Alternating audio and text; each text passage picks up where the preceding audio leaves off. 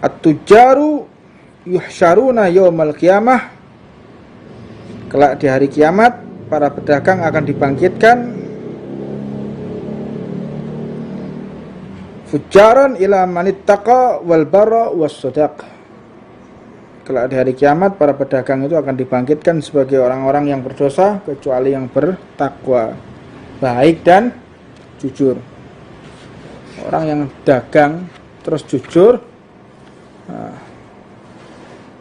at-tujaru as-suduqu ma'asuhada yaumul qiyamah. Orang yang berdagang dia jujur, dia mati seperti mati syahid. Bayangkan, Pak. Orang dagang jujur, gak nipu, Anda mati dalam keadaan syahid. Kalau Anda misalnya naudzubillah min dzalik, ada abang-abang tukang bakso, abang tukang bakso, dia keluar mencari rezeki, abang tukang bakso, gerobak apa jenenge, tahu campur, lesu aku ora nambah. Tapi tahu campuran marang ngene. Nah, di gerobak tahu campur ya. Itu terus kecelakaan. Nah, dia syahid, ya, syahid dunia.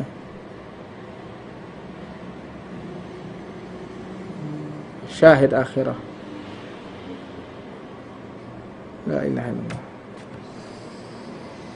La ilaha illallah. Saya tidak akan berpanjang-panjang dalam memberikan materi seperti yang sudah saya janjikan di minggu yang lalu. Setelah saya telah memberikan materi ini, saya akan menjawab pertanyaan dari rekan-rekan yang ingin bertanya.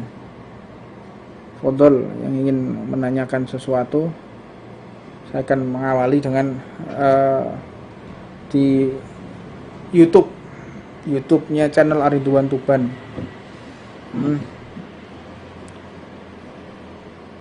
Apa? Ada pertanyaan? Belum ada.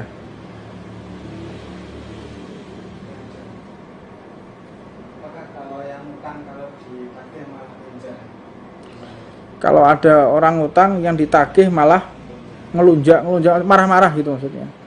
Ngelunjak itu gimana maksudnya? Marah-marah mungkin ya. Ngamuk-ngamuk, ditagih ngamuk-ngamuk. Ya Allah. Ya apa? Kalau orang punya utang ditagih terus yang nagih marah-marah, ya Anda berarti salah meminjamkan duit. Memang kesulitan di dalam hukum konstitusi ini, soal masalah utang piutang itu sulit. Dosa yang dibawa mati itu. Makanya kalau orang mau mati itu, orang yang mau mati itu tanya ya setelah selesai dikubur, selesai dikubur kan tanya, apabila ada almarhum almarhumah selama hidupnya memiliki hutang piutang, mohon menghubungi keluarga. Ini berarti masih ada kaitan antara orang yang mati dengan orang yang hidup. Orang yang mati sama orang hidup itu masih ada kaitan, bukan terputus. Bukan doa tidak sampai. Kalau memang doa tidak sampai, tidak diajarkan mengucapkan salam di dalam kubur. Assalamualaikum ya ahli kubur. Assalamualaikum kepada ahli kubur. Nah, kalau memang tidak nyambung, tidak sampai, tidak mendengar, kayak sapi mati, Anda anggap seperti bangkai. Anda anggap manusia itu kalau mati kayak bangkai terus dimasukkan sudah selesai, nggak usah ditalkin karena jenazah, ya tidak dengar jenazah. Kalau memang itu semua itu tidak dengar, terputus, lah ada apa kita harus mengucapkan salam kepada ahli kubur, assalamualaikum ya ahli kubur. Malah justru ada jawaban dari ahli kubur, kan ada riwayat hadis. Ahli kuburnya justru mengucapkan salam, memperingatkan, cuman kita aja yang nggak dengar karena banyaknya dosa. Seorang wali min auliyaillah itu mereka bisa berdialog dengan alam kubur. Seorang wali Allah dia berdialog dengan alam kubur, bisa seorang wali. Siapa contohnya? Sayyidina Ali bin Abi Thalib, wali Allah. Ketika beliau berziarah ke makam Sayyidina Umar bin Al-Khattab, beliau yang mentalkin. Sayyidina Ali itu ketika mentalkin Sayyidina Umar, dan sampai dipegang nisannya Sayyidina Umar itu dipegang oleh Sayyidina Ali bin Abi Thalib. Berkeringat, bercucuran keringatnya Sayyidina Ali bin Abi Thalib. Ketika ditanya, wahai Ali bin Abi Thalib, kenapa engkau bercucuran keringatmu, pucat pasi seperti ini wajahmu? Kata Sayyidina Ali, aku melihat Sayyidina Umar bin Al-Khattab di alam kuburnya ditanya oleh malaikat Munkar Nakir, man rabbuka, man nabiyuka, siapa Tuhanmu, siapa nabimu? Ngamuk Sayyidina Umar. Kamu tanya siapa Tuhan saya, kamu tanya siapa nabi saya, malaikatnya yang dimarahi malah sama Sayyidina Umar bin Al-Khattab. Kamu tidak tahu saya hidup mati untuk Allah Subhanahu wa ta'ala, dan kamu tidak tahu, tidak bisa melihat yang di sampingku ini siapa? Nabi Muhammad SAW. Aku dimakamkan di samping Rasulullah SAW. Terus begini caramu bertanya kepada umat Rasulullah. Munkar Nakir, kalau menanyakan itu orang bisa gemetar. Munkar Nakir. Sampai dikatakan oleh Sayyidina Ali, malaikat ini diancam sama Sayyidina Umar. Awas ya, malaikatnya diancam, awas ya. Kalau sampai engkau bertanya kepada umatnya Rasulullah dengan cara seperti ini, awas kalian. Bayangkan Sayyidina Umar bin Khattab ini sampai seperti itu ya, makom kedudukannya Sayyidina Umar bin Khattab ya, luar biasa umatnya Rasulullah SAW, para sahabat Nabi Muhammad SAW. Bahkan Sayyidina Ali pun memuji Sayyidina Umar. Sayyidina Umar ini memudahkan urusan umat Islam, menata urusan umat Islam bukan hanya di dunia, sampai urusan kuburan juga diringankan, diatur oleh Sayyidina Umar bin Khattab.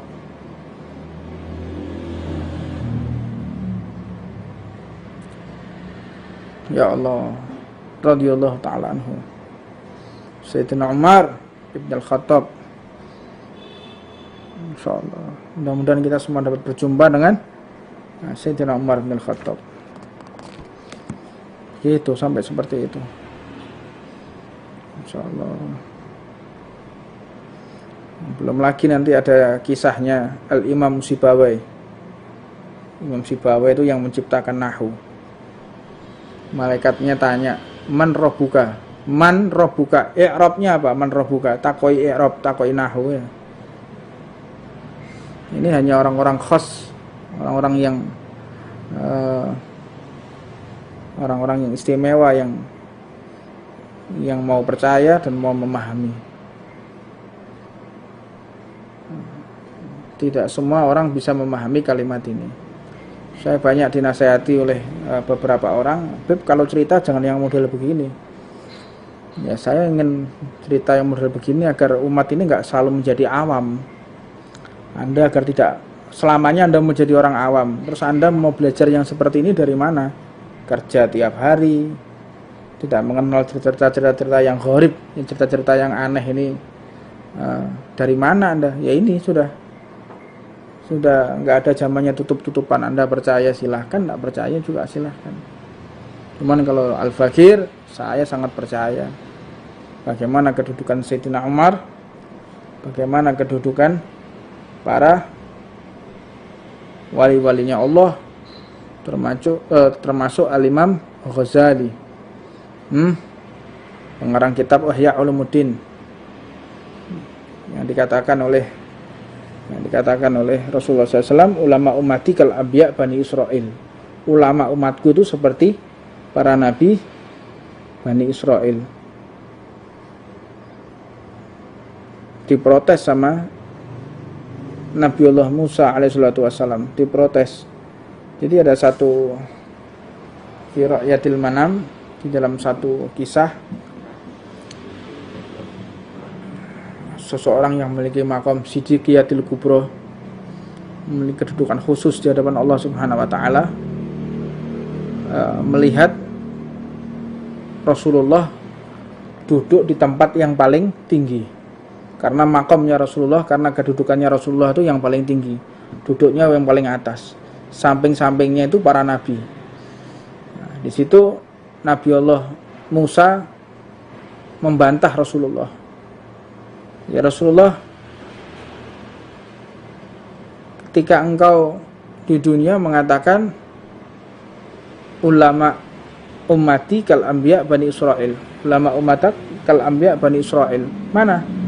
Katanya ulama umatmu ini seperti kami ini, seperti Nabi Musa, seperti Nabi Ibrahim, seperti Nabi Ismail, seperti Nabi Allah Yusuf.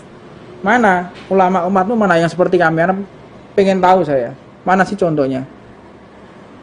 Aina al-Ghazali, di mana Imam Ghazali? Kata Rasulullah. Datang Imam Ghazali, pengarang kitab Ihya Ulumuddin.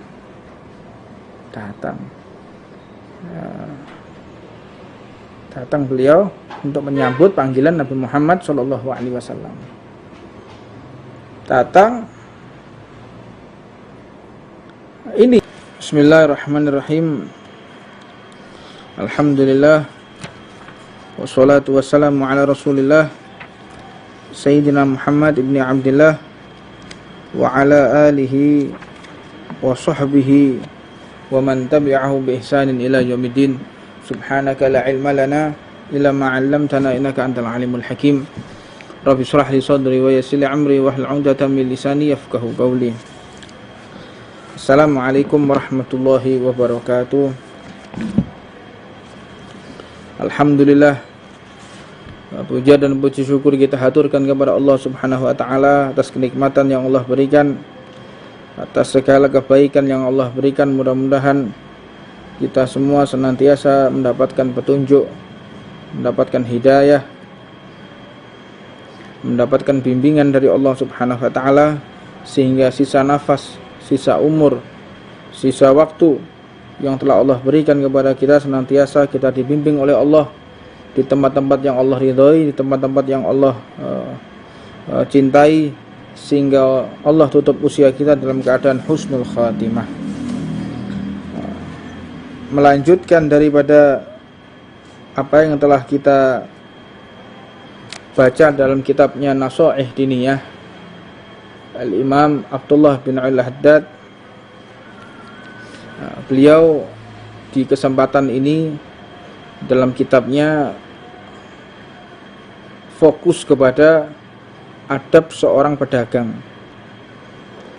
Jadi bagaimana orang yang berjual beli, sopan santunnya, tata caranya disinggung, karena penting ketika kita mencari nafkah, ketika kita berdagang, apabila menyalahi peraturan Allah, apabila menyalahi ketentuan Allah, maka tidak sah jual belinya, maka perdagangan menjadi haram dan penghasilan pun tentunya tidak akan menjadi berkah.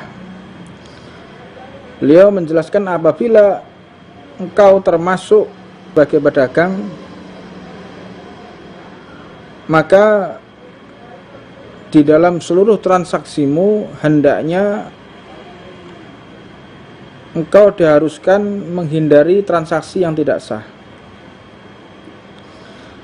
Ada jual beli yang mubah, ada jual beli yang makruh, ada jual beli yang haram.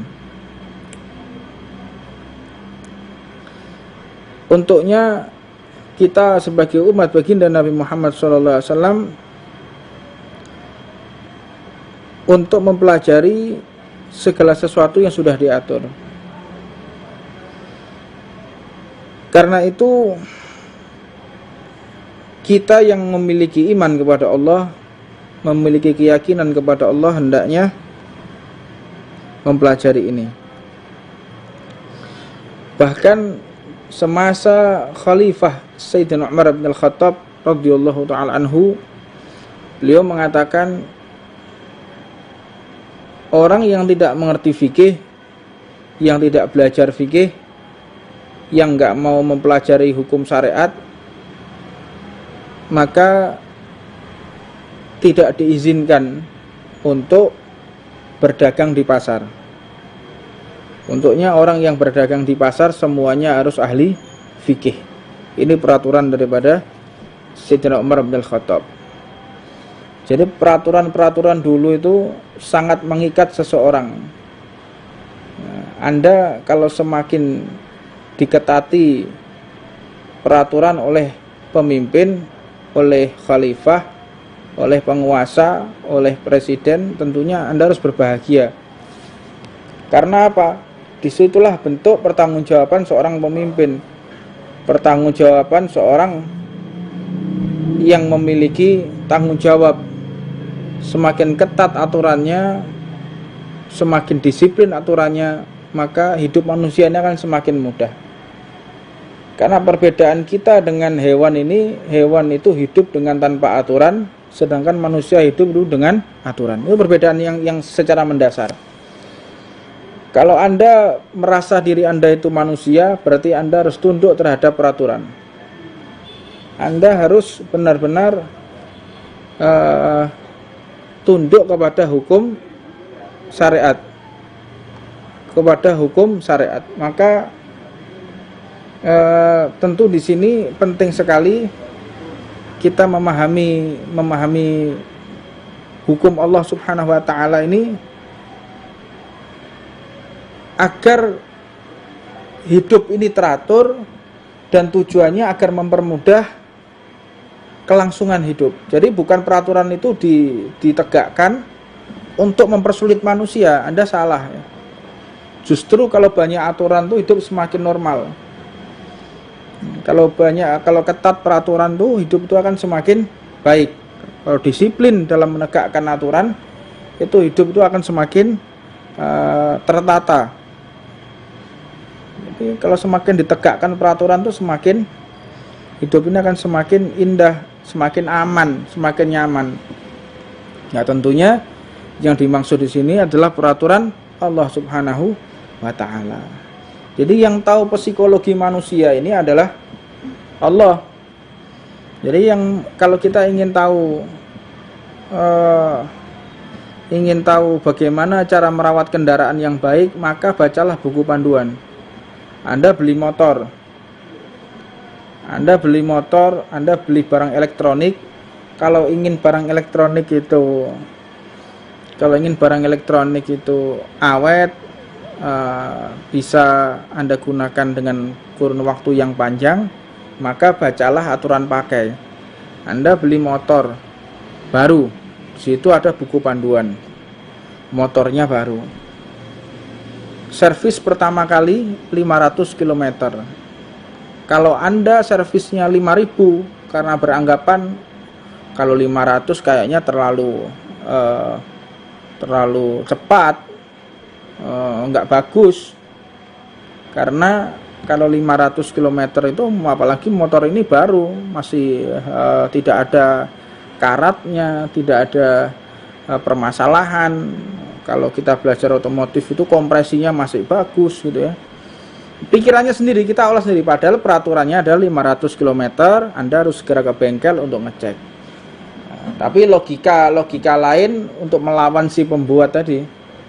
Dilawan, 500 km terlalu cepat, mau masak motor baru kok sudah harus diservis. Nah, Anda tidak tahu sebenarnya hikmahnya 500 km itu harus segera masuk dealer, segera dicek ulang, karena kalau mesin baru itu ada gramnya, ada ausnya itu tinggi, jadi nanti bisa merusak komponen yang lain. Head silindernya itu akan rusak ya. Terus ada ring pistonnya, ada piston dan lain sebagainya. Kalau Anda belajar otomotif, Anda akan tahu pentingnya pertama kali servis yang 500 km bagi motor, dan ditap olinya. ditap olinya, diganti oli yang baru, dicek lagi. Tapi kalau akalnya orang yang nggak sehat mengatakan, ini kok baru 500 km sudah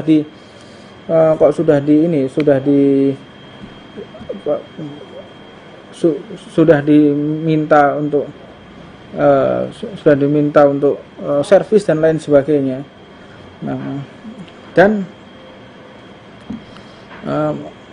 mohon kepada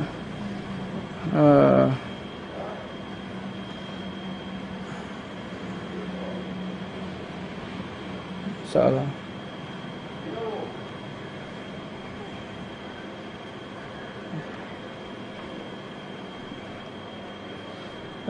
Jadi mohon maaf.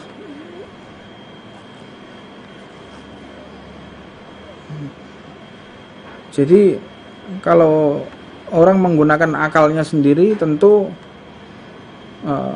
tidak tepat. Harus sesuai dengan panduan yang membuat motor itu sendiri. Begitu juga dengan manusia.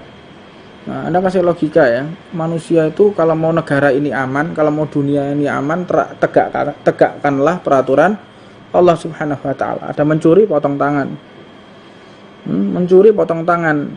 Kalau ada begal, itu hukumnya digantung di tengah alun-alun, di tengah lapangan yang banyak orang berlalu lalang selama 3 hari 3 malam. Kalau ada begal, kalau ada orang zina, apalagi zani muhsan.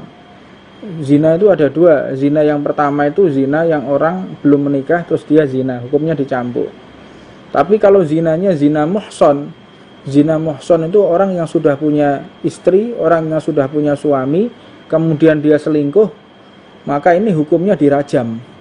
Hukumnya ditanam hingga tinggal kepalanya aja, terus dilempari batu sampai mati. Itu hukumnya Allah Subhanahu wa taala. Nah, kalau ini diterapkan, baru tidak ada yang namanya prostitusi. Soal prostitusi tidak ada. Karena yang paling bisa mencegah, yang bisa mengobati kerancauan, bisa mengobati begal, supaya begal tidak ada, supaya tidak ada pencurian, ya tegakkan hukum Allah Subhanahu wa taala. Jangan kita berpikir kalau ada hukum yang lebih bagus daripada hukum Allah Subhanahu wa taala.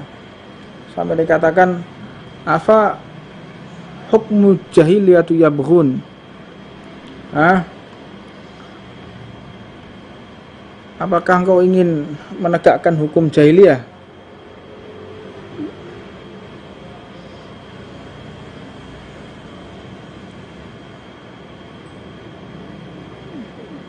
Kenapa live-nya nirun?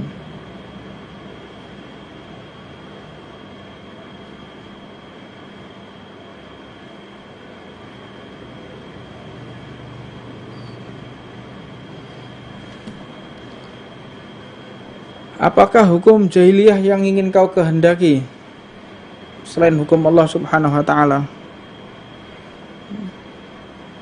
Ditantang oleh Allah Subhanahu wa taala.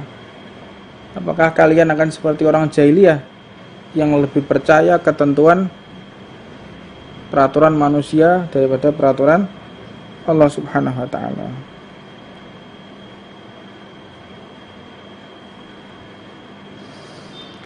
Dalam hadisnya Rasulullah SAW dikatakan, rahimallahu abdan samhan idza ba'a samhan idza istara samhan idza iqtada. Yang mana Allah Subhanahu wa taala itu mencintai orang-orang yang berdagang, merahmati orang-orang yang berdagang, yang mana dia juga toleran ketika menjual, toleran ketika membeli, dan toleran ketika saat menagih hutang. Jadi nggak ketat. Itu benar-benar dirahmati oleh Allah. Jangan kaku, jadi orang itu jangan kaku. Beliau baginda Nabi Muhammad SAW pun mengatakan, afdhalul mu'min, yang paling baiknya orang beriman itu adalah rajulun Samhan idza ba'a. Sebab orang yang beriman itu adalah orang yang toleran ketika menjual. Samhan idza stara. Toleran ketika membeli, ojo rewel. Jadi beli sesuatu rewelnya setengah mati. Wah, ini kok begini? Wah, suwet. Rewelnya setengah mati. Samhan idza tadha. Dan ketika menagih hutang juga jangan kasar. Sampai marah-marah, sampai bawa parang. Samhan idza qadha, dan juga dia toleran ketika membayar hutang. Jadi harus seimbang, balance. Kalau kita orang yang dikatakan orang dolim itu ya, orang dolim itu kalau dia sudah punya duit teman dia nggak mau bayar hutang, itu orang dolim, kejam itu orang kayak gini. Anda punya duit sedangkan Anda tidak mau bayar, Anda orang dolim Anda. Segala dosa itu bisa ditaubati. Anda dosa apapun bisa taubat, kecuali syirik kepada Allah. Dan dosa yang tidak bisa ditaubati juga termasuk utang, mencuri barangnya orang, nipu barangnya orang, itu nggak bisa taubat. Orang habis mencuri dia taubat, tak bisa, harus dikembalikan. Dia habis korupsi terus bertaubat, nggak bisa. Jadi kalau kita berkaitan dengan Allah, segala dosa itu diampuni kecuali syirik. Tapi yang berkaitan dengan manusia tidak bisa dengan taubat, tidak bisa. La ilaha illallah.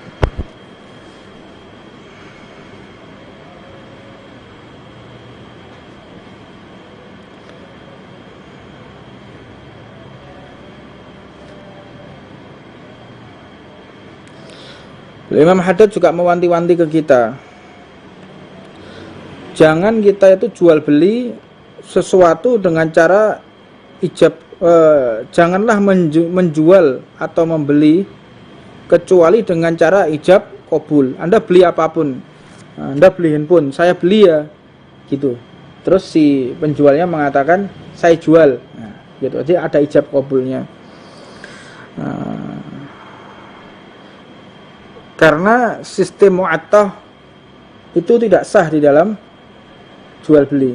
Apa? Wis tuku tapi tidak ada ijab qabulnya.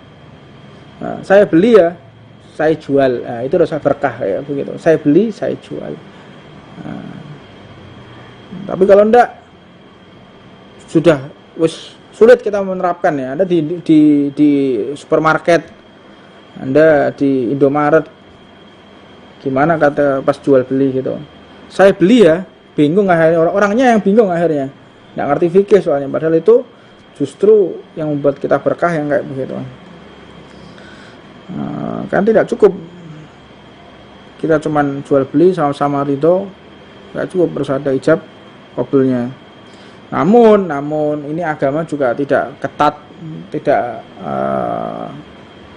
streng, tidak terlalu mempersulit. Ada ulama yang memang memperbolehkan, yang penting sama-sama ridho. Dan pendapat ini pun diikuti oleh siapa?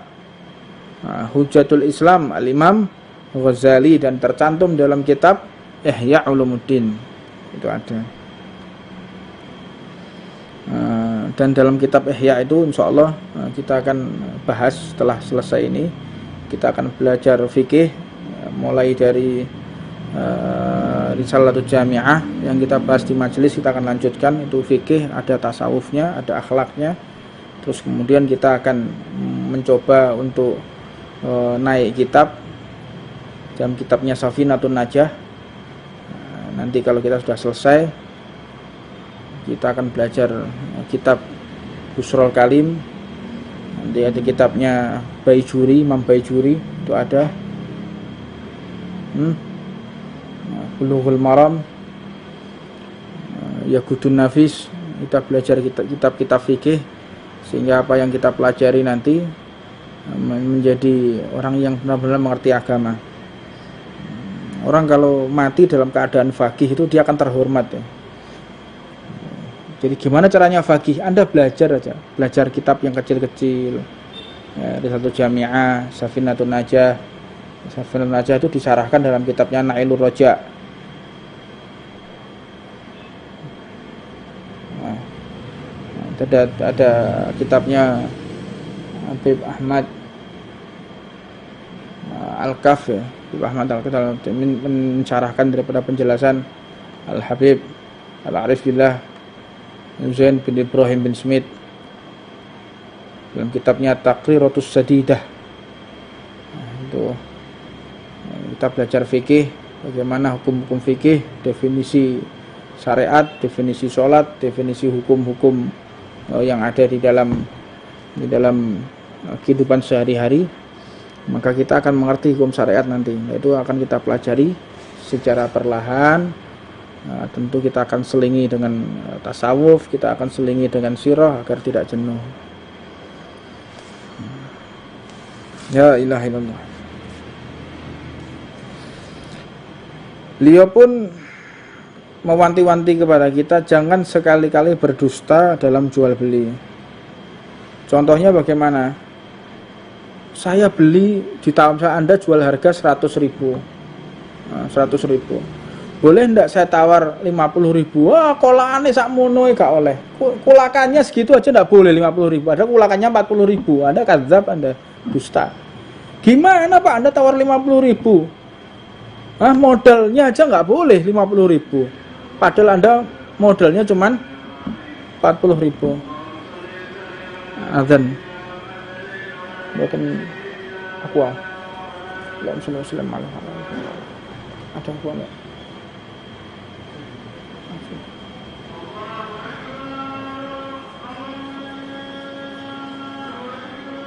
Allahu Akbar, Allahu Akbar.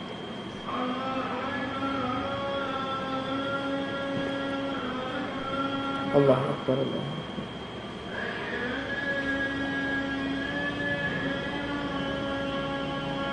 Asyhadu an la ilaha illallah.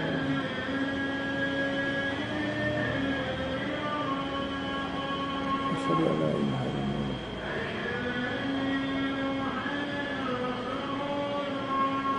Asyhadu anna Muhammadar Rasulullah.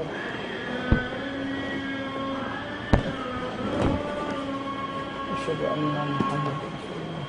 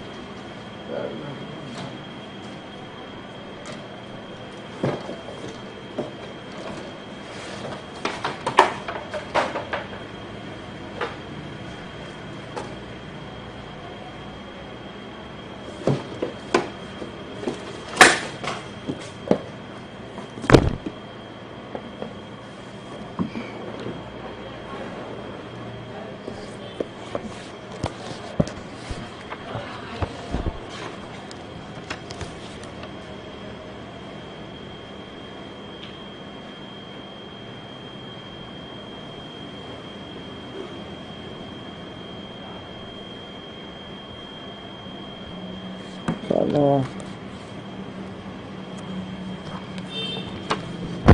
Mudah-mudahan nanti kita akan membahas beberapa materi kitab. Insyaallah kitab Yaqutun Nafis. Ini banyak kenangan kitab ini ya. Saya baca kitab ini pertama kali ini ada tanggalnya. Pertama kali saya baca kitab ini tanggal 25 November tahun 2006. Baca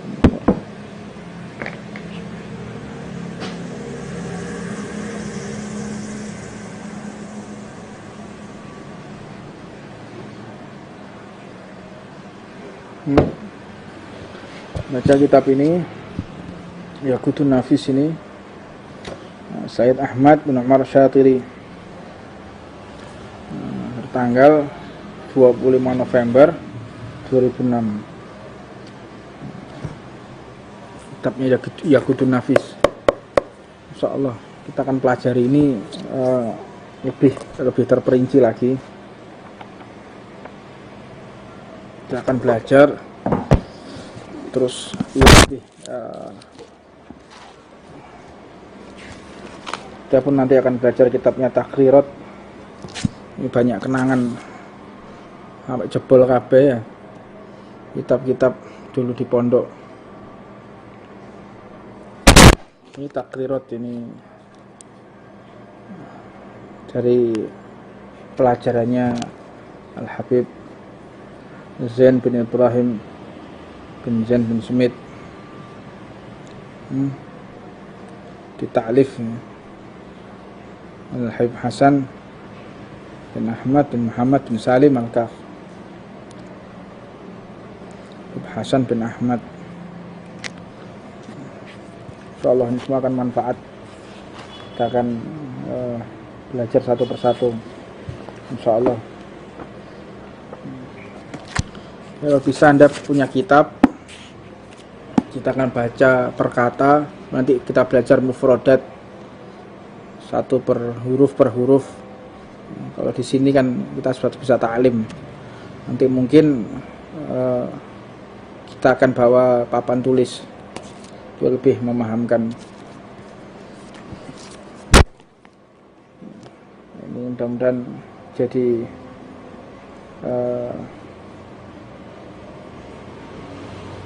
amal kita, insyaallah.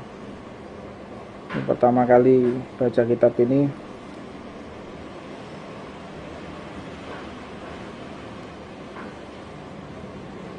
Tahun 2006. Insyaallah.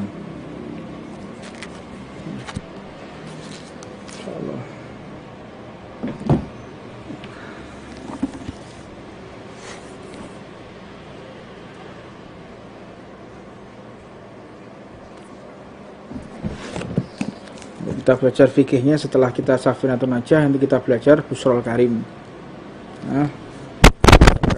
Sarahnya itu Muqaddimah Hadramiyah ini. Nanti belajar ini, insyaallah. Mudah-mudahan.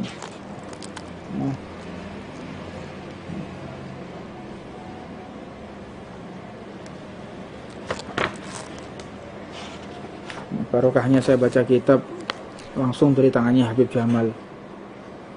Dulu masih belum banyak orang santri-santri yang ada di sana itu. Mereka awal-awal pertama kali Habib Jamal, sekarang asatid. Makanya di dalam pondok itu ada senioritas. Kita ya bahkan Nabil Habib Jamal, kita beruntung dengan Habib Jamal. Mengenalkan saya pertama kali dengan hukum Allah itu fikih, nahwu, itu Habib Jamal. Mudah-mudahan beliau diberi umur panjang oleh Allah Subhanahu wa taala. La ilaha illallah. Kembali kepada topik ini, jangan sekali-kali kita berdusta di dalam jual beli.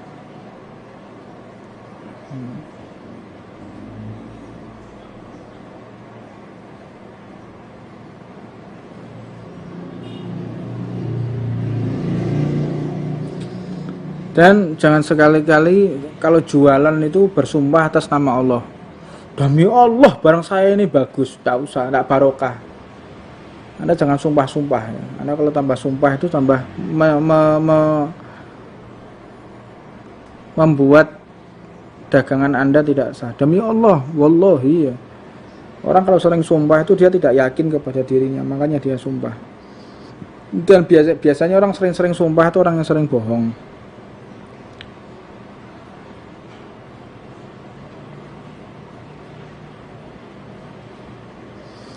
Innallah yubghidul bayya'al khalaf.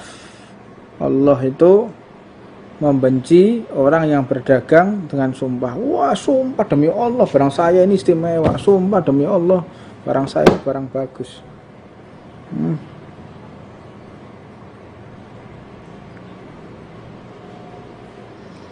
Al-yaminu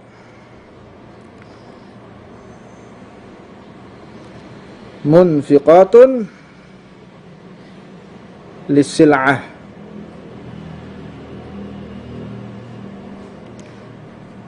Mumhikatun lil barakah wal kasbi.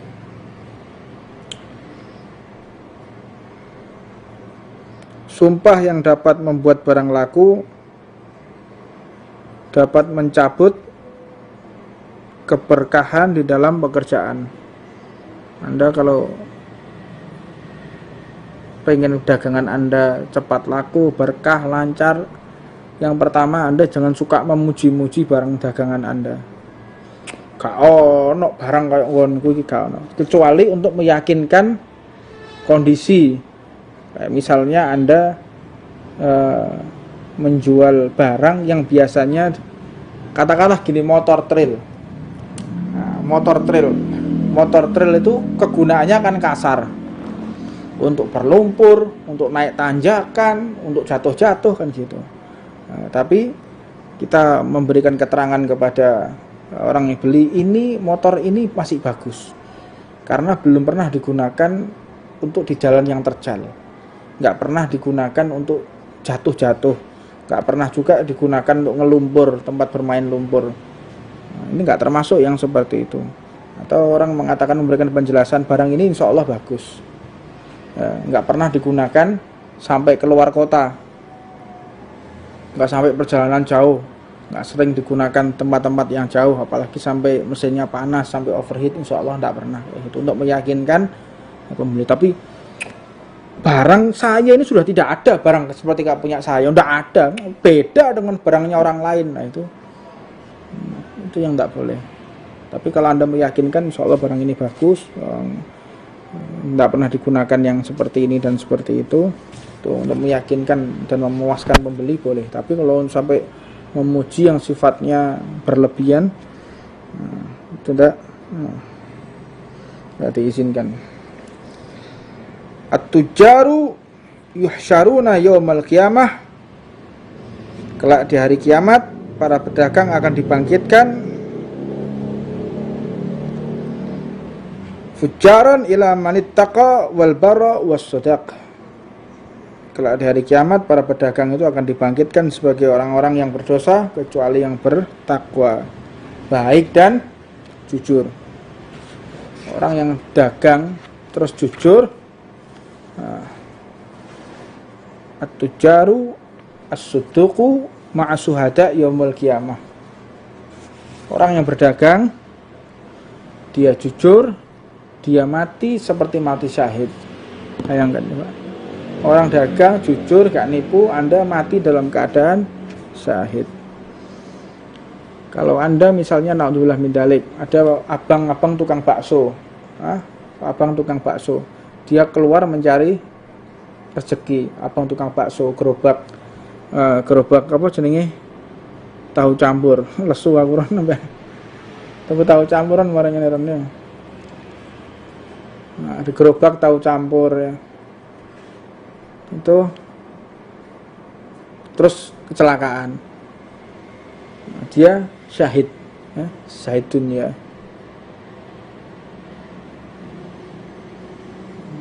Syahid akhirah. La ilaha illallah. La ilaha illallah. Saya tidak akan berpanjang-panjang dalam memberikan materi seperti yang sudah saya janjikan di minggu yang lalu. Setelah saya telah memberikan materi ini, saya akan menjawab pertanyaan dari rekan-rekan yang ingin bertanya. Fadol yang ingin menanyakan sesuatu, saya akan mengawali dengan di YouTube-nya channel Aridwan Tuban.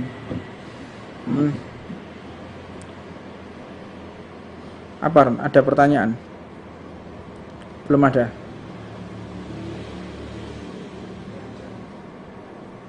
Apakah kalau yang utang kalau ditagih malah lunjak? Kalau ada orang utang yang ditagih malah ngelunjak, marah-marah gitu maksudnya. Ngelunjak itu gimana maksudnya? Marah-marah mungkin ya. Ngamuk-ngamuk, ditagih ngamuk-ngamuk. Ya Allah. Ya apa? Kalau orang punya utang ditagih terus yang nagih marah-marah. Ya Anda berarti salah meminjamkan duit. Memang kesulitan di dalam hukum konstitusi ini soal masalah utang piutang itu sulit. Dosa yang dibawa mati itu. Makanya kalau orang mau mati itu, orang yang mau mati itu tanya ya setelah selesai dikubur, selesai dikubur kan tanya, apabila ada almarhum almarhumah selama hidupnya memiliki hutang piutang, mohon menghubungi keluarga. Ini berarti masih ada kaitan antara orang yang mati dengan orang yang hidup. Orang yang mati sama orang hidup itu masih ada kaitan, bukan terputus. Bukan doa tidak sampai. Kalau memang doa tidak sampai, tidak diajarkan mengucapkan salam di dalam kubur. Assalamualaikum ya ahli kubur. Assalamualaikum kepada ahli kubur. Nah kalau memang tidak nyambung, tidak sampai, tidak mendengar, kayak sapi mati, Anda anggap seperti bangkai. Anda anggap manusia itu kalau mati kayak bangkai terus dimasukkan sudah terselesai, nggak usah ditalkin karena jenazah, ya tidak dengar jenazah. Kalau memang itu semua itu tidak dengar, terputus, lah ada apa kita harus mengucapkan salam kepada ahli kubur, assalamualaikum ya ahli kubur. Malah justru ada jawaban dari ahli kubur, kan ada riwayat hadis ahli kuburnya justru mengucapkan salam, memperingatkan, cuman kita aja yang nggak dengar karena banyaknya dosa. Seorang wali min auliya illah itu mereka bisa berdialog dengan alam kubur. Seorang wali Allah dia berdialog dengan alam kubur, bisa seorang wali. Siapa contohnya? Sayyidina Ali bin Abi Thalib, wali Allah. Ketika beliau berziarah ke makam Sayyidina Umar bin Al-Khattab, beliau yang mentalkin. Sayyidina Ali itu ketika mentalkin Sayyidina Umar dan sampai dipegang nisannya Sayyidina Umar, dipegang oleh Sayyidina Ali bin Abi Thalib. Berkeringat, bercucuran keringatnya Sayyidina Ali bin Abi Thalib. Ketika ditanya, wahai Ali bin Abi Thalib, kenapa engkau bercucuran keringatmu, pucat pasi seperti ini wajahmu? Kata Sayyidina Ali, aku melihat Sayyidina Umar bin Al-Khattab di alam kuburnya ditanya oleh malaikat Munkar Nakir, man rabbuka, man nabiyuka, siapa Tuhanmu, siapa nabimu? Ngamuk Sayyidina Umar. Kamu tanya siapa Tuhan saya, kamu tanya siapa nabi saya, malaikatnya yang dimarahi malah sama Sayyidina Umar bin Al-Khattab. Kamu tidak tahu saya hidup mati untuk Allah Subhanahu wa ta'ala, dan kamu tidak tahu, tidak bisa melihat yang di sampingku ini siapa? Nabi Muhammad SAW. Aku dimakamkan di samping Rasulullah SAW. Terus begini caramu bertanya kepada umat Rasulullah. Munkar Nakir, kalau menanyakan itu orang bisa gemetar. Munkar Nakir.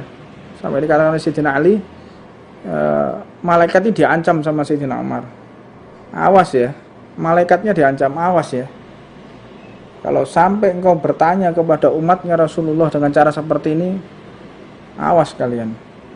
Bayangkan Sayyidina Umar bin Khattab ini sampai seperti itu ya, makom kedudukannya Sayyidina Umar bin Khattab ya, luar biasa umatnya Rasulullah SAW, para sahabat Nabi Muhammad SAW. Nah, bahkan Sayyidina Ali pun memuji Sayyidina Umar. Sayyidina Umar ini memudahkan urusan umat Islam, menata urusan umat Islam bukan hanya di dunia, sampai urusan kuburan juga diringankan, diatur oleh Sayyidina Umar bin Khattab.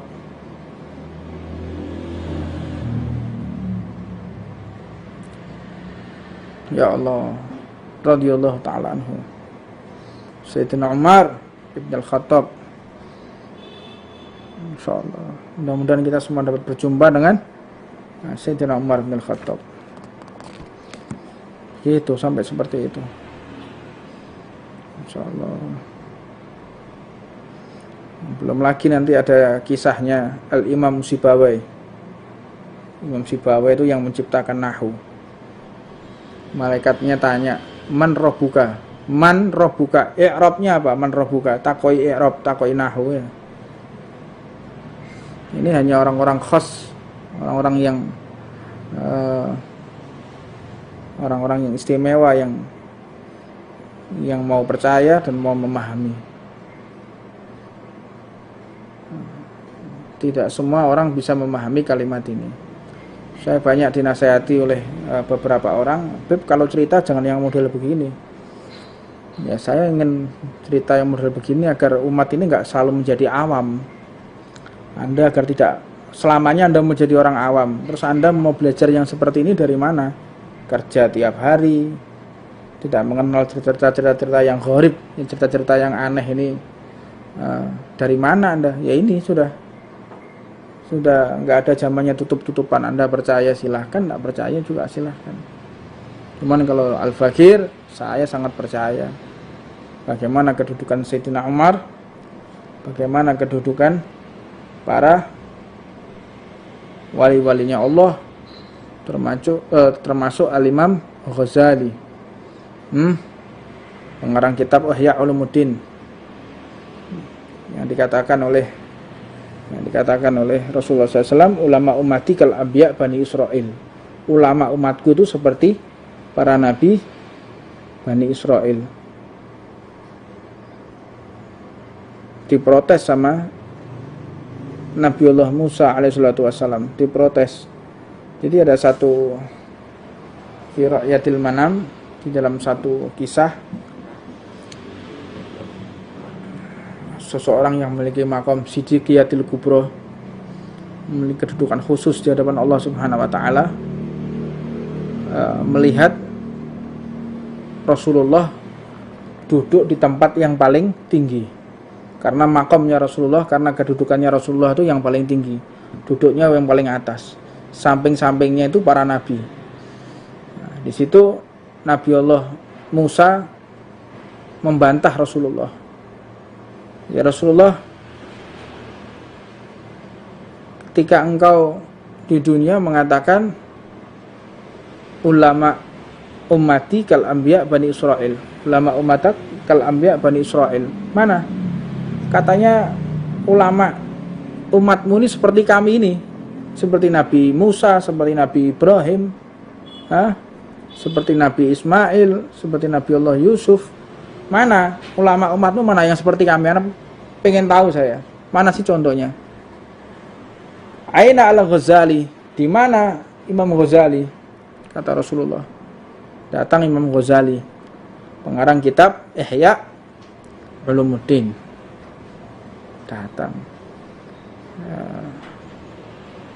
Datang beliau untuk menyambut panggilan Nabi Muhammad SAW.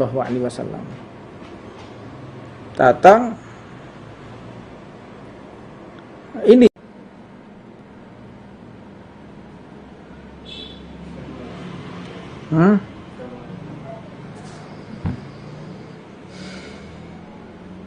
La ilaha illallah.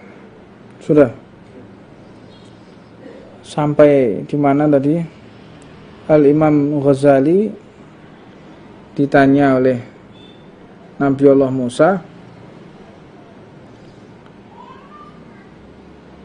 engkau kata Nabi Muhammad seperti kami ini, para Nabi Bani Israel. Coba saya tanya, namamu siapa?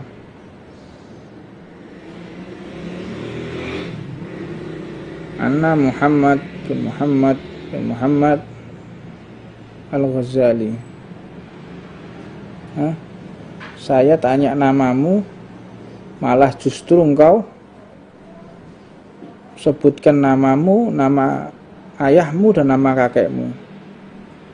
Kamu ini aneh, saya tanya namamu, kau ceritakan nama ayahmu, engkau ceritakan nama kakekmu. Kayak gini yang disebut dengan ulama, disebut seperti nabi. Akhirnya Imam Ghazali pun meminta izin kepada Rasulullah. Ya Rasulullah, saya meminta izin. Boleh tidak saya jawab? Boleh tidak saya membantah? Jadi menimpali gitu ya. Menimpali jawaban daripada Nabi Allah Musa. Silahkan kata Rasulullah. Aku tanya siapa, engkau tanya wahai Nabi Allah Musa kepadaku, aku jawab namaku, nama ayahku dan nama kakekku. Terus kenapa, salahnya di mana? Kalau memang itu dikatakan sesuatu yang salah, engkau lebih salah. Kok bisa begitu? Iya, ketika engkau ditanya oleh Allah Subhanahu wa taala, apa yang ada di tangan kananmu? Engkau jawab, ini tongkatku, aku gunakan untuk berjalan, aku gunakan untuk membelah lautan. Ya di Al-Qur'an ini. Engkau menjelaskan kepada Allah Subhanahu wa taala.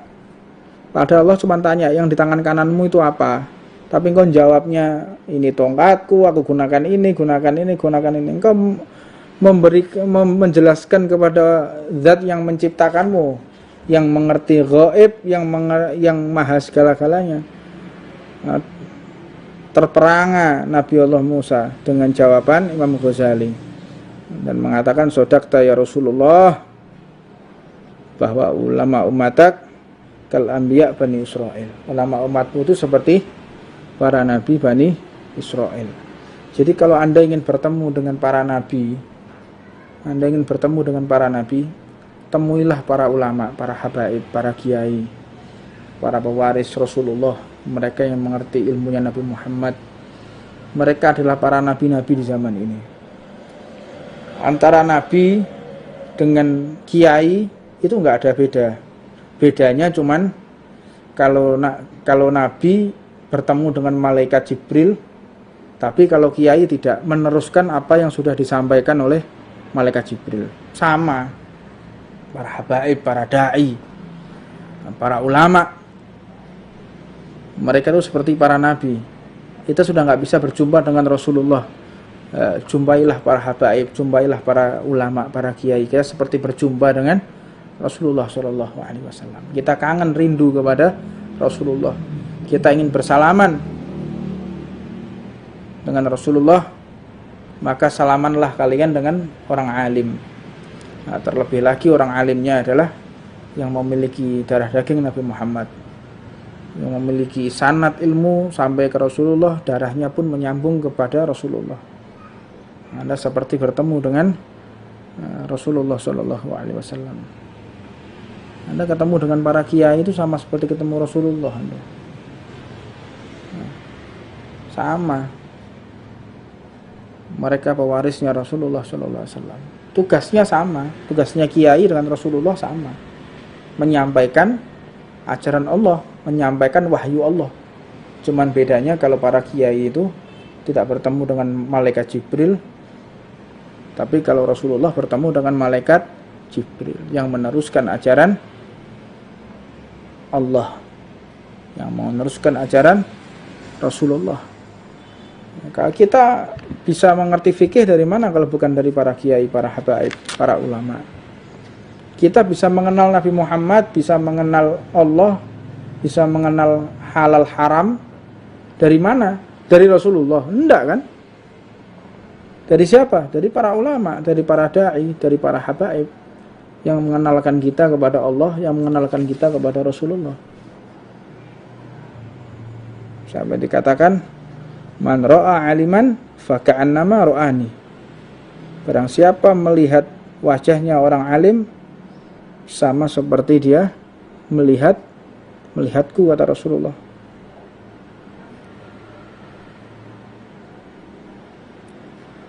Man jalasa aliman fa ka'annama jalasani. Barang siapa duduk dengan orang alim seperti duduk denganku, kata Rasulullah. Gimana? Man sofaha aliman fa ka'annama sofahani. Barang siapa bersalaman dengan orang alim sama seperti bersalaman dengan Rasulullah. Man jalasa aliman fa ka'annama jalasani. Barang siapa duduk dengan orang alim maka seperti duduk dengan Rasulullah SAW. Wa man jalasani fid dunya ajlastuhu fil akhirah. Barang siapa duduk di dunia dengan orang alim sama seperti duduk dengan Rasulullah, dan barang siapa duduk dengan Rasulullah maka dia akan duduk bersama Rasulullah di akhirat. Begitu tingginya kedudukan para kiai, para habaib, para ulama, para penyampai ilmunya Nabi Muhammad SAW. Hati-hati kalian, orang-orang yang nggak punya adab kepada para habaib, nggak punya adab kepada para kiai, para alim, hati-hati kalian. Saya masih memegang ucapan Ketua PWNU Jawa Timur, siapa namanya? Kiai Marzuki Mustamar, hafidhahullah ta'ala wa ardhah. Kiai Marzuki Mustamar itu ketika haulnya Sunan Bonang, beliau menitipkan, kalau Indonesia ini mau aman, jangan sekali-kali kalian menyakiti habaib. Indonesia itu beruntung karena di dunia ini tidak ada belahan dunia manapun, tidak ada yang dihuni negara seperti Indonesia, yaitu paling banyaknya habaib. Hadramut itu enggak sebanyak Indonesia, habaibnya melimpah. Habaib ini pertanda kalau negara ini dicintai oleh Allah. Beruntung orang-orang yang di tempatnya ada darah daging Nabi Muhammad SAW. Kiai Marzuki Mustamar itu beliau mengatakan, wis toh percaya mbak aku, percaya sama saya. Selama habaib tidak diganggu, selama habaib tidak dinistakan, selama habaib tidak dizalimi, maka negara ini akan baik-baik aja.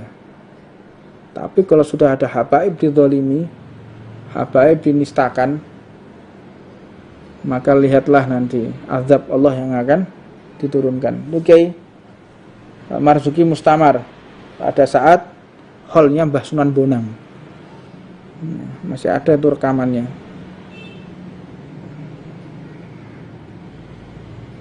Namun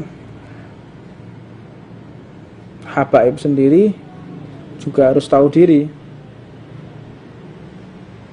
Habaib juga harus tahu diri. Di negara ini dimuliakan, di negara ini dihormati. Jangan sampai mencoreng nama habaib. Habaib itu dicintai di negara ini.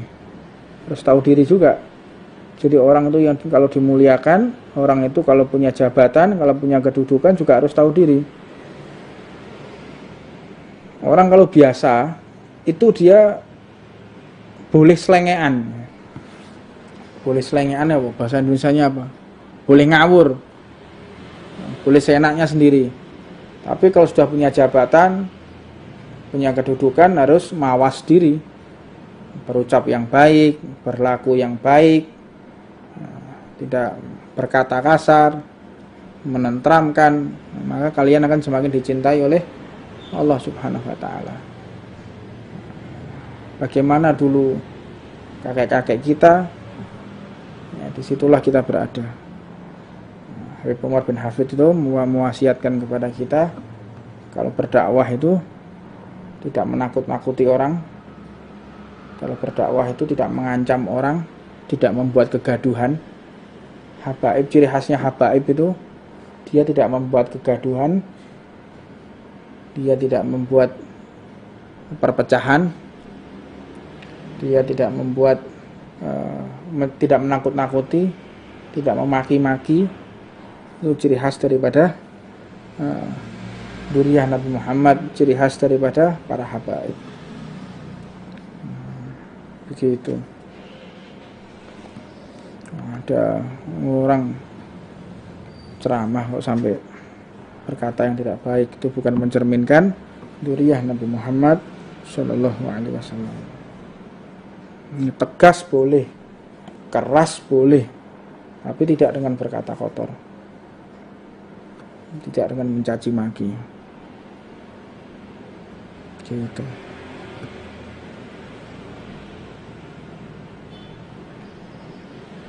Tidak ada pertanyaan yang lain, Fadhil. Saya mencoba untuk menjawab beberapa pertanyaan Fadhil yang ingin mau ditanyakan.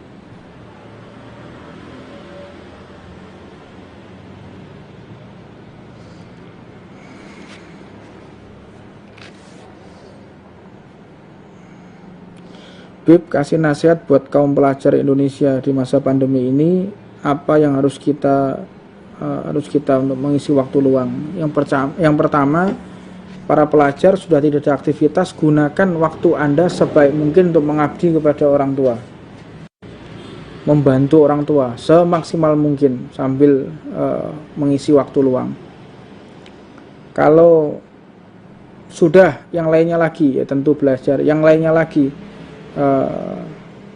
aktivitas membaca Al-Quran, belajar fikih, ya kan banyak aktivitas yang positif yang harus kalian lakukan. Mungkin bekerja atau bagaimana, kan banyak aktivitas. Nggak perlulah kalau sekelas pelajar, sekelas mahasiswa harus diberi arahan, kamu daripada nganggur, kamu harus kerja. Kamu ini bukan pelajar ini. Itu kerbau yang kayak gitu. Orang kalau punya dikatakan pelajar, seorang santri, nggak usah dipakai diperintah. Mengisi waktu kosong ya baca Quran, mengisi waktu kosong ya sholawatan, mengisi waktu kosong ya berbuat positif. Wong pelajar kok, wong santri.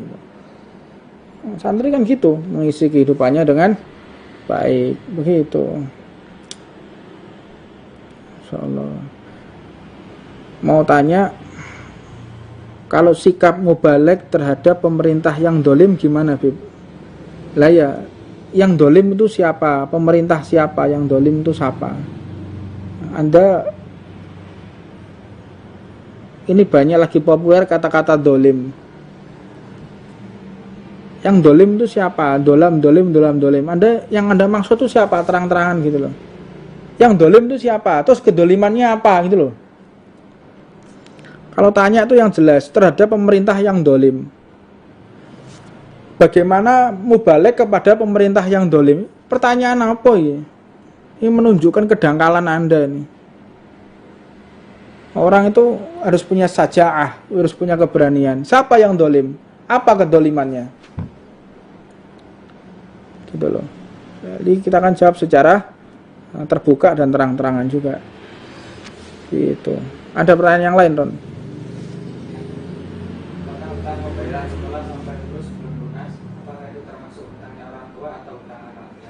Kenapa?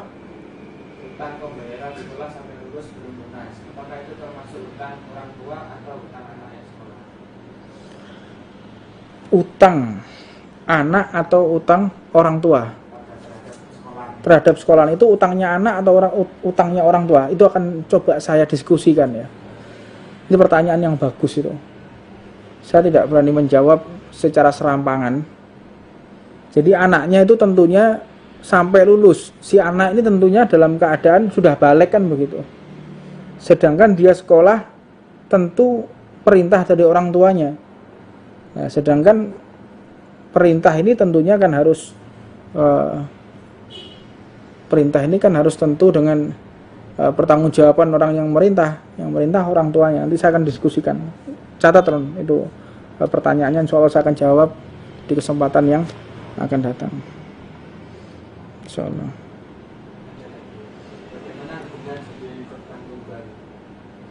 Bagaimana hukumnya jadi korban tumbal? Maksudnya apa? Bagaimana hukumnya jadi korban tumbal?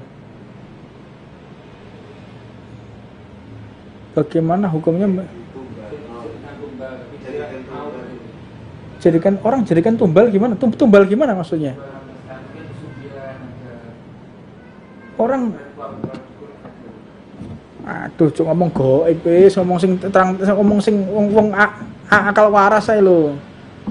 Menggunakan akal yang waras.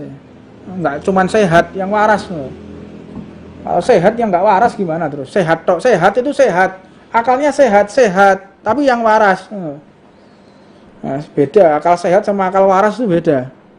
Sehat itu ya iso melaku, iso ngomong, sehat. Tapi gak waras. Paham? Orang bisa berbicara, akalnya sehat ini, bisa berbicara dia.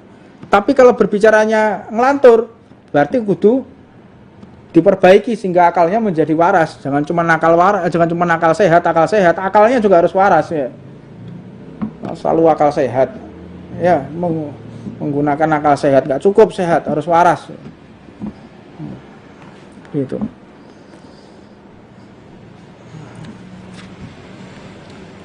Pencerahan Bib, aneh pelaut pengen hijrah.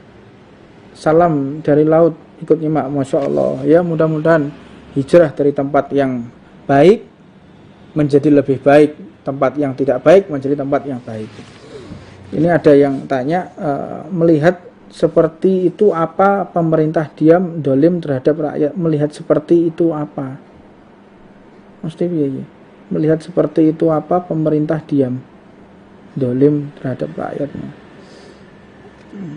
Tidak paham maksudnya. Ada pertanyaan yang lainnya lagi?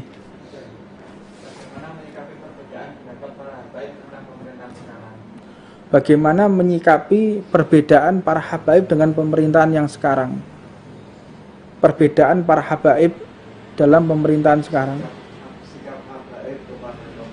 Bagaimana sikap habaib kepada pemerintah yang sekarang? Itu hak masing-masing. Itu ikhtiarnya masing-masing.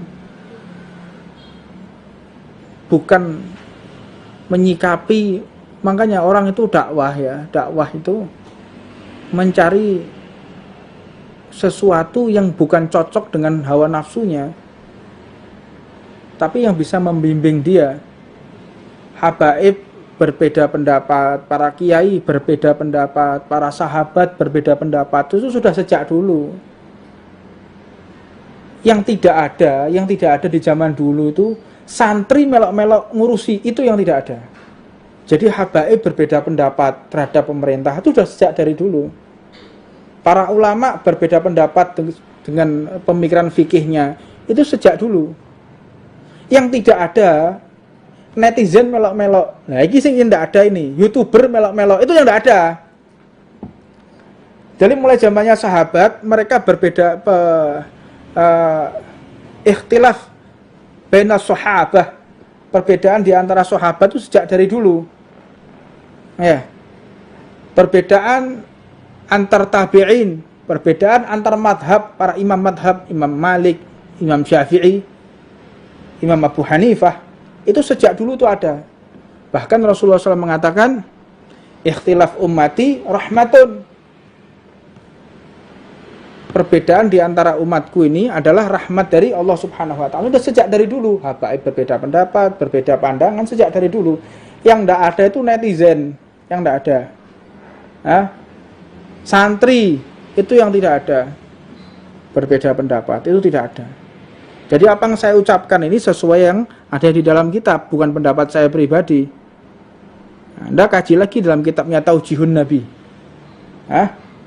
Dalam kitabnya Da'watu Tammah Al-Imam Abdullah bin Abdul Haddad. Jadi yang saya ucapkan ini sesuai dengan kitabnya Imam Haddad, yang sesuai dengan kitabnya Kutubul Ghazali, Imam Ghazali, yang diajarkan oleh guru-guru saya, diajarkan oleh Habib Jamal, diajarkan oleh Habib Umar, ya seperti ini. Ini yang beliau ucapkan. Dakwah kita tidak memaki, dakwah kita tidak mengancam, dakwah kita tidak membuat kegaduhan. Itu ucapan daripada guru-guru kita, imam saya. Begitu.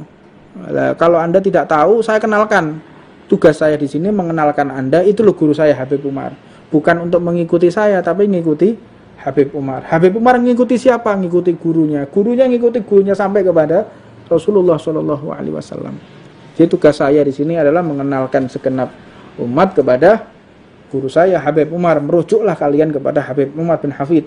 Merujuklah kalian kepada Habib Salim Asy-Syatiri. Merujuklah kalian dengan para salaf. Merujuklah kalian dengan kitab-kitab pemikiran Imam Ghazali, pemikiran Imam Haddad dalam dakwahnya, dalam metode penyampaiannya. Ikuti para ulama, ikuti para salaf, bukan pendapat pribadi. Siapalah saya ini menggunakan pendapat pribadi? Tidak ada pendapat pribadi. Semua ini sesuai dengan apa yang diajarkan guru-guru kita. Jadi sudah biasa ya, orang kalau berbeda pendapat, habaib beda pendapat, sikap, hukum, fikih, tafsir, berbeda pendapat dalam ijtihad, sudah biasa. Yang nggak biasa ini santri ikut-ikutan itu yang nggak biasa. Itu yang nggak biasa itu. Nah, yang aneh, yang gharib, yang tidak harus ditiru. Apalagi seorang YouTuber ikut-ikut sok-sokan ngeritisi ulama, sok-sokan ngeritisi habaib, kayak dia yang paling benar. Baca kitab aja tidak bisa, sok mau ngeritisi ulama. Beraninya cuman di video, beraninya cuman di dunia maya. Kalau ketemu kayak kucing dalam kandang itu, ya ngeong-ngeong ya. Kalau didatangi ngeong-ngeong, gitu. Ada pertanyaan yang lain? Kalau saya nggak nagih hutang, apakah saya dosa? Karena orang yang berhutang bertanggung jawab dan menurut nama saya. Kalau saya nggak nagih hutang, apakah saya dosa? Karena orang yang berhutang bertanggung jawab dan menurut nama saya. Apakah saya ketika menagih hutang? Tidak menagih hutang, apakah saya dosa? Iya, Anda punya kewajiban untuk menagih hutang. Nagih itu hukumnya wajib. Mengingatkan, nagih itu hukumnya wajib. Bayar ya luweh wajib. Kalau orangnya lari, gimana? Ya sudah, tagih aja di akhirat. Ditagih di akhirat. Dan orang yang punya utang, kemudian tidak bayar, sengaja tidak bayar, itu nanti hukumnya di alam kubur diikat lehernya dengan api dari neraka. Nah, di alam kubur orang utang terus gak bayar, itu lehernya dililit dengan rantai yang terbuat dari api neraka. Dijerat lehernya, diikat lehernya, nah, dengan api dari neraka. Faliyadzubillah min dzalik. Gitu. Ada pertanyaan lagi?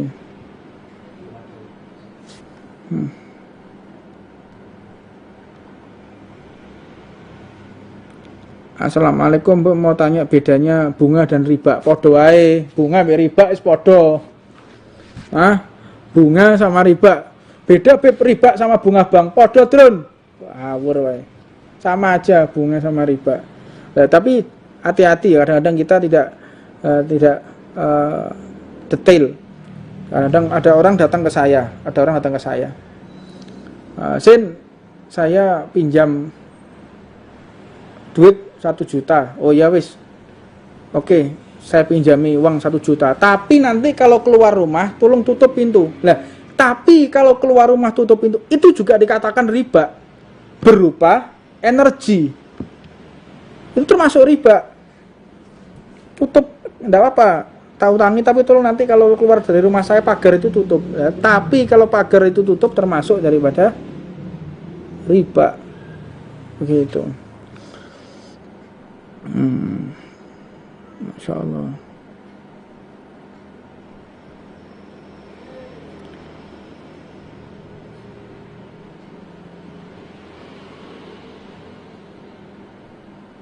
Ada pertanyaan yang lain?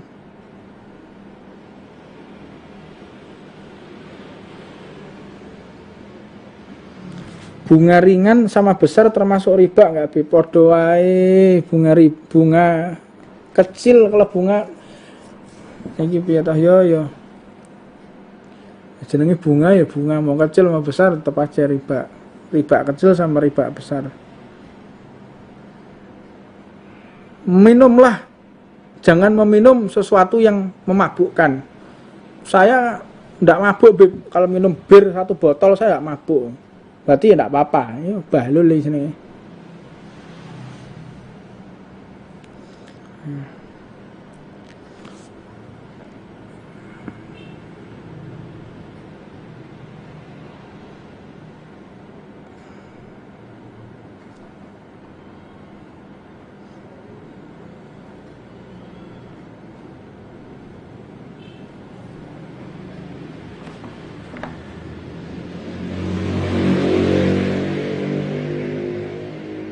Belum ada pertanyaan lain.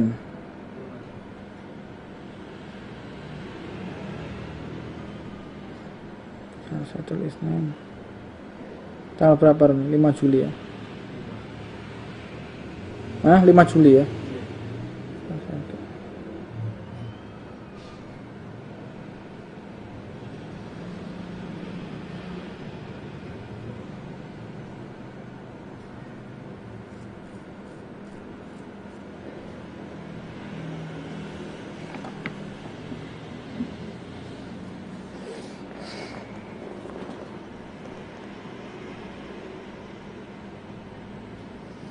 La ilaha illallah.